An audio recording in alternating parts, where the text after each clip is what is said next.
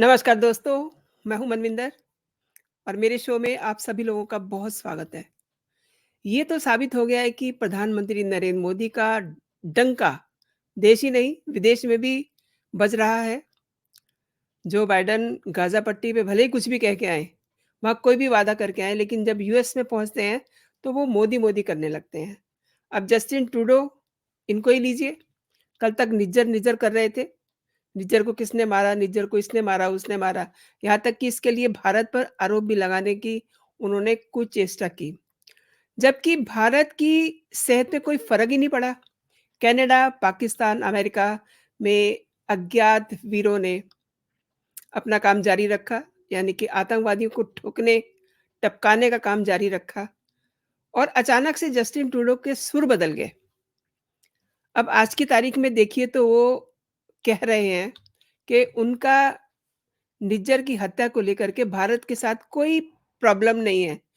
वो किसी झगड़े की स्थिति में पड़ना ही नहीं चाहते और व्यापार का जो समझौता है, उस पे फ़ोकस कर रहे हैं।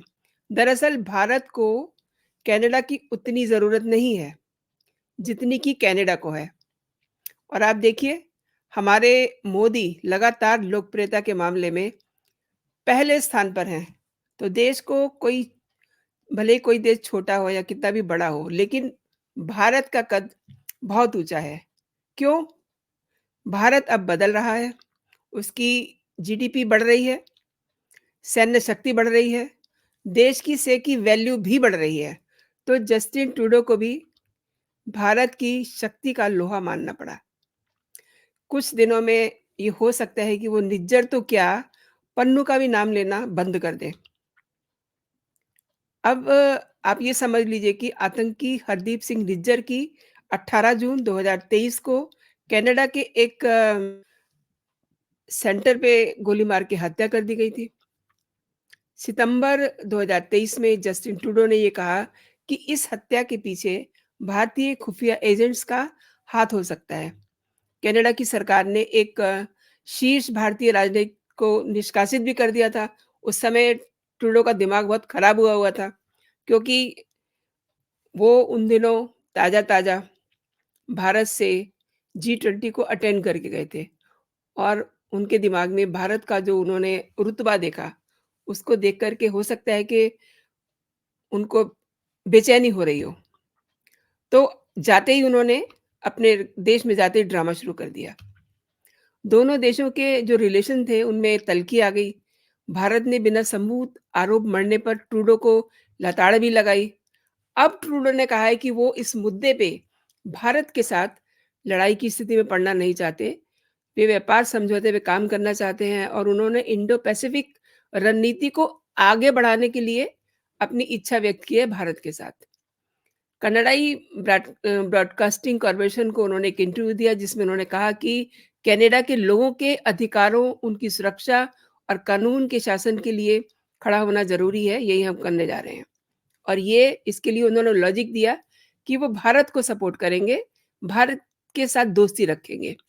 खालिस्तानी आतंकी गुरपतवंत सिंह पन्नू की हत्या की साजिशों को लेकर के अमेरिकी दावे का ज़िक्र करते हुए कनाडा के प्रधानमंत्री ने कहा कि उन्हें ये लगता है कि एक समझ की शुरुआत हुई है, एक अच्छी शुरुआत हुई है। वो भारत के साथ अपना रास्ता बदल नहीं सकते, सहयोग करने के लिए जो रास्ते खुले हैं, उन ज़्यादा काम करना पड़ेगा। वो पहले से कम थे, अब हमें और ज़्यादा बढ़ाने हैं। और हाल ही में भारत के विदेश मंत्री जयशंकर ने भी कहा था कि कनाडा और अमेरिका के मामले अलग-अलग हैं। अमेरिका ने हमें सबूत मुहैया कराए हैं। भारत एक ऐसा देश है, जहाँ हम बहुत ज़िम्मेदार हैं। हम जो करते हैं, उसमें विवेक रखते हैं। और अब आप ये भी समझ लीजिए कि ट्रूडो के सुर में ये बदलाव उस सर्वे के बाद देखा गया है, जिसमें उनके कनाडा में उनकी राजनीतिक साख काफ़ी डाउन गई है। इस सर्वे के मुताबिक 2 तिहाई से अधिक कनाडाई लोग चाहते हैं कि 2024 के चुनाव से पहले जस्टिन ट्रूडो को प्रधानमंत्री पद की कुर्सी छोड़ देनी होगी।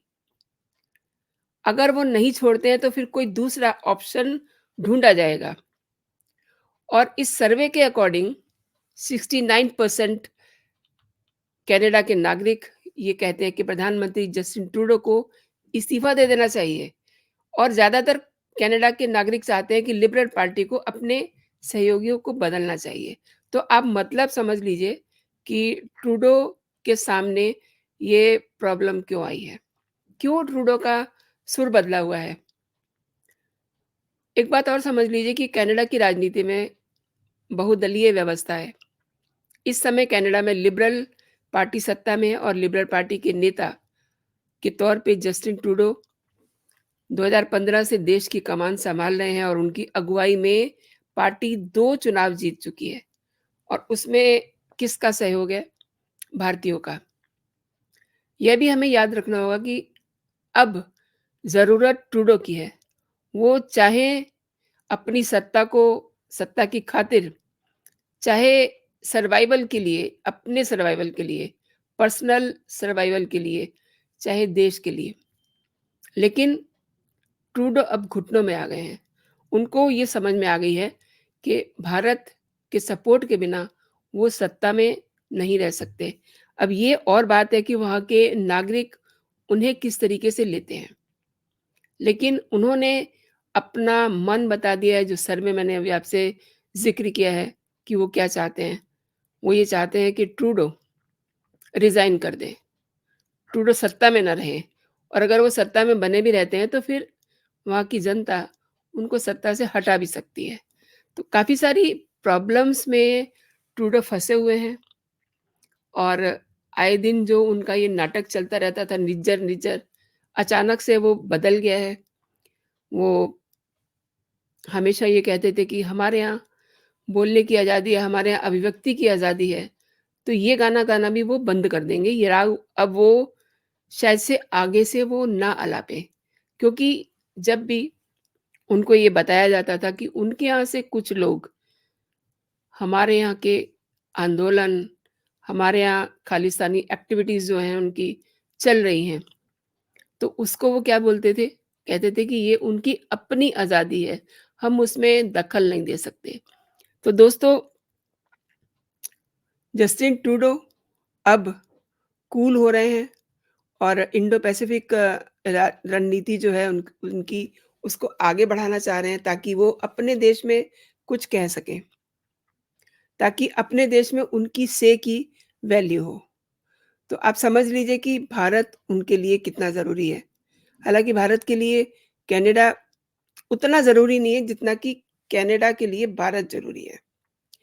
अब जिस तरीके से उन्होंने खालिस्तानियों को अपने यहाँ पनाह दी हुई है और उसी के ज़रिए वो भारत में माहौल ख़राब करने की साजिशें रचते रहते हैं। तो आने वाले समय में हो सकता है कि वो इस पर भी कुछ सोचें क्योंकि अभी हाल ही में पन्नू ने धमकी दी थी संसद पे हमला करने की और उस दिन वहाँ संसद में पीले स्मोक देखने को भी मिले।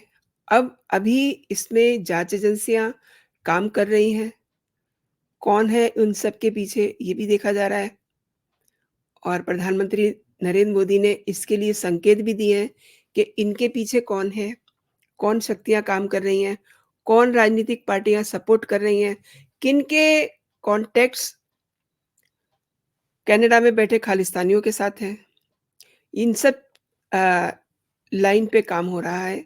जाँच एजेंसियाँ अपनी रिपोर्ट देंगी और इसी बीच अगर जस्टिन ट्रूडो का ये एक विचार सामने आता है, एक बयान सामने आता है कि वो भारत के साथ इंडो पैसिफिक रणनीति आगे बढ़ाने के लिए इच्छुक हैं, तैयार हैं, क्योंकि ये उनके देश के लिए अच्छा है, क्योंकि ये उनके अपने राजनीतिक करियर के लिए अच्छा है, उनके अपने सर्वाइवल के लिए अच्छा है।